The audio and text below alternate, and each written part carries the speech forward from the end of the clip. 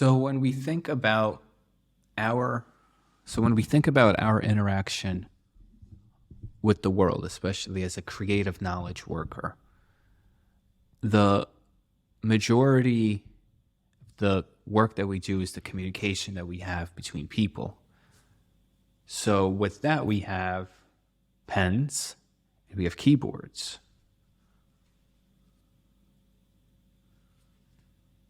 So with this keyboard,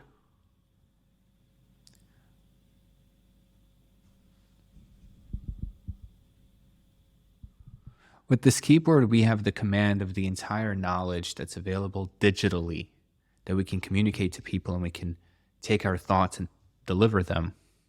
The physical process of writing, whether with a pen or with a keyboard, are minute finger movements that when you see it, like when you see a person with the Vision Pro on a subway, they're doing these things with their fingers, and you kind of understand that they're doing, something in their world, obviously, but the way that the body physically moves, that the way that our physical space is being taken up and manipulated with our limbs, I think is such an interesting and biological process of interaction.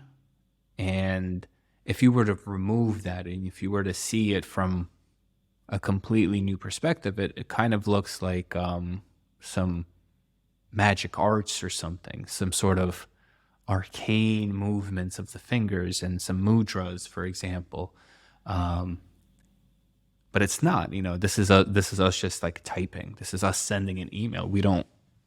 When we send an email and we tell someone else that we're sending an email, the process is sending the email. You don't talk about what you're doing with your fingers. You're not telling someone, hey, I'm just going to go literally twiddle my thumbs and do meaningful work in the world by twiddling my thumbs. And again, we don't think about these things because we don't take our partakement in the physical body as something to consider on an everyday moment-to-moment basis. So when we think about how we interact with the world, some of these ridiculous situations arise. So I think the virtual reality and the spatial computing, as Apple is calling it, I think it's going to give us a new perspective of what it means to exist within the world. So we'll see.